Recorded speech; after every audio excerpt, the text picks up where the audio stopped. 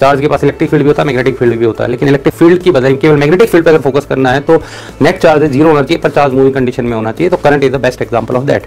और तो उसका जो मैग्नेटिक फील्ड है वो हमें कैलकुलेशन करना है। कैलकुलेशन के लिए हमारे पास बायट-सावर्ट लॉ है, जस्ट लाइक इलेक्ट्रोस्टैटिक के साथ हमने पैरेललिज्म क्रिएट किया था। कूलम्स लॉ हमें क्या देता है, इलेक्ट्रिक फील्ड। फिर हमने फील्ड निकालने के बाद एम्पियर्स लॉ पे आते हैं, ठीक है। उसमें हम गॉस लॉ पे गए थे, गॉस लॉ से हमने सिमेट्रिकल सिचुएशन में इलेक्ट्रिक फील्ड कैलकुलेट किया था। यहाँ पे एम्पियर्स लॉ से हम symmetrical situation magnetic field calculate करते हैं। फिर फोर्स पे आते हैं, मैग्नेटिक फोर्स पे।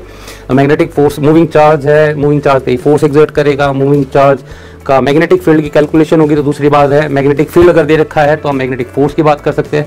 फिर हमारे पास कनेक्शन बनता है कि यहाँ पे मूविंग चार्ज है, यहाँ पे मूविंग चार्ज है, तो इसका फील्ड बनेगा और ये फील्ड है मूविंग चार्ज से फोर्स एक्सर्ट करेगा। तो Q1 V1 Q2 V2 पे आपस में फोर्स पूछी जा सकती है। Q1 V1 है और इधर आइडियल है तो उस पर फोर्स पूछी जा सकती है। यहाँ पे आइडियल है और यहाँ पे आइडियल है तो उसके बीच में फोर्स पूछी जा सकती है। अगर सीधा डायरेक्ट मैग्नेटिक फील्ड दे रखा है तो डायरेक्ट फोर्स पूछी जा सकती है, केवल मैग्नेटिक फील्ड भी पूछा जा सकता है।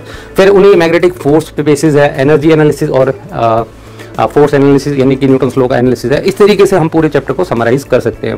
पैरेललिज्म और 11th क्लास के बेसिक्स, दैट्स ऑल।